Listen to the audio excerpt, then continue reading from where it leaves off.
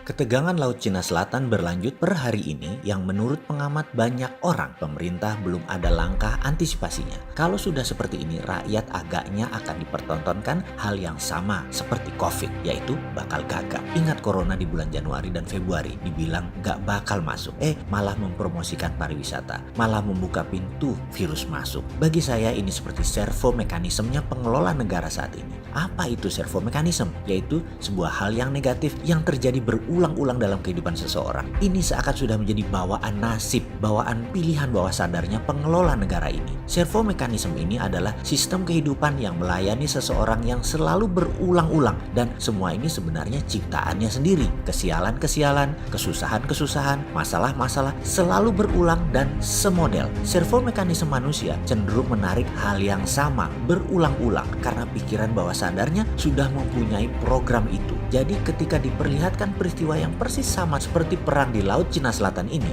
yang jadi atau tidak jadi perang militernya, kedua negara Tiongkok dan Amerika itu sesungguhnya sudah masuk kategori peperangan. Maka kebijakan pemerintah belum juga muncul, menjadikan kebiasaan yang bernama servo mekanisme confirm, yaitu kebiasaan pemadam kebakaran. Gak pernah antisipatif, gak pernah bereaksi sebelum ada aksi. Untuk mengantisipasinya harusnya menggunakan pendekatan perang. Saat ini kita tahu keputusan pejabat negara adalah business as usual. Ini kasihan rakyat Indonesia kalau dibeginiin terus-menerus. Seperti pada corona, sebelum masuk underestimate terhadap corona. Ketika masuk panik pol, semua tindakan menjadi kebalikan, menjadi overestimate. Lalu bingung, caca mundur maju buat keputusan jangan boleh.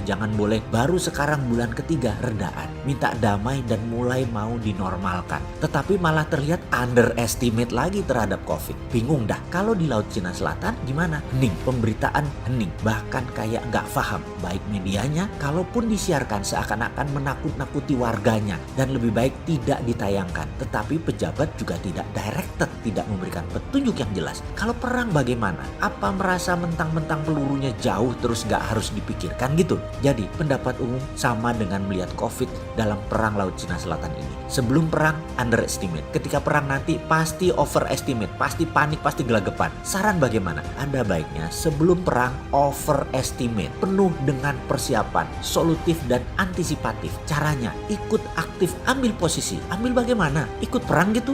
Iyalah, ambil posisi itu namanya proaktif. Kita jelaskan, kita semua tahu posisi Indonesia sekarang miring ke Tiongkok dalam perang Laut Cina Selatan. Jelas itu dan tidak usah dibantah lagi. Sebentar ada yang komentar, itu Trump mau pindahkan pabrik Amerika dari pabriknya di Cina ke Brebes. Trump juga telepon-teleponan mau bantu alat kesehatan di Indonesia. Ini susah nih kalau bernegara masih polos melihatnya. Kita balik deh cara mikirnya. Kalau Anda jadi Trump, Anda ingin 2 kali jadi presiden Amerika, Anda ingin menang kompetisi dengan Cina, Anda ingin terus menjadi sheriffnya dunia, maka yang dimainkan adalah lobby politik. Ada janji surga. Ingat, ada kan politikus kayak gitu, kasih PHP, janji surga, yang mana ketika jabatan diperoleh, ya tidak ditunaikan janjinya. Trump juga sama, ambil hati dulu seluruh negara di kawasan Laut Cina Selatan. Tetapi hatinya Amerika sudah ke Sungai Mekong. Indonesia selama ini bukan mitra atau bukan aliansi, beda. Ini semua menjadi transaksional sekali. Makanya saya pernah bilang hubungannya kayak sama lonte, beli putus gak pakai hati, yang penting puas.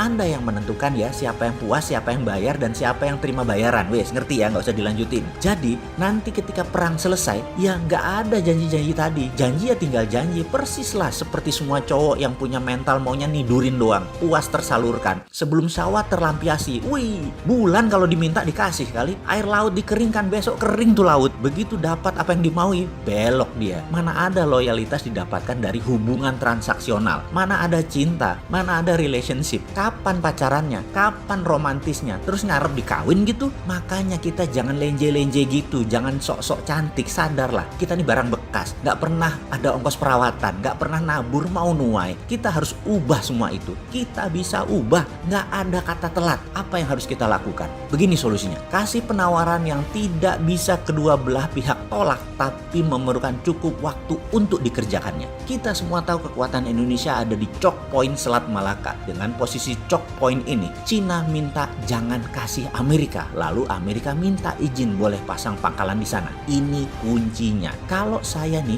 punya mandat. Maka jawabannya beda dengan apa yang dilakukan oleh pemerintah saat ini yang mengatakan bahwa kita negara bebas aktif, kami tidak berpihak, kami netral.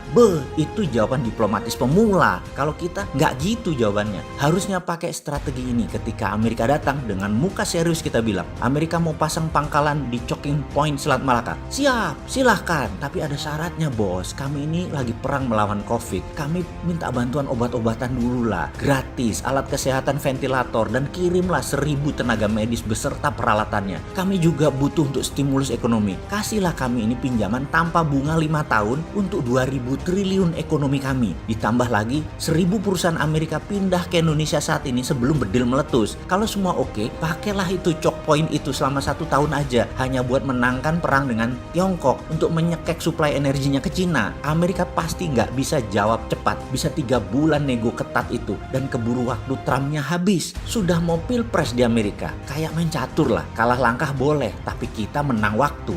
Ketika Tiongkok datang minta jangan izinkan Amerika buat pangkalan di Choking Point tersebut, kita bilang siap. Tapi semua investasi di Cina, jalan tol, pelabuhan, potong 100% investasinya. Lu juga kagak rugi lah. Orang Anda cetak uang sendiri pakai negaranya, nggak pakai modal, gratis semua. Kita hitung nol deh. Termasuk investasi ekspor debt di Konawe sana. 50% buat BUMN Antam. Sebagai strategi oversight, ada unsur negara di dalam setiap bisnis strategis di Indonesia. Saya yakin Cina bingung jawabnya. Keduanya Amerika dan Tiongkok akan panik, gulung komeng merayu dan bernegosiasi dengan Indonesia. Ini tawaran sulit mereka tolak tapi sulit mereka kerjakan. Ujung-ujungnya keburu perang. Tapi pandangan mereka pada saat nanti Indonesia negara yang punya standpoint, punya postur. Mereka hormat nantinya karena kita tahu posisi kita. Kalaupun salah satunya memenuhi permintaan kita, kita dalam posisi menang juga daripada nggak dapat apa-apa kayak sekarang dan jadi bulan-bulanan. Sahabat, semoga bermanfaat informasi ini. Nggak pantas ya Sontoloyo ini ilmunya ya.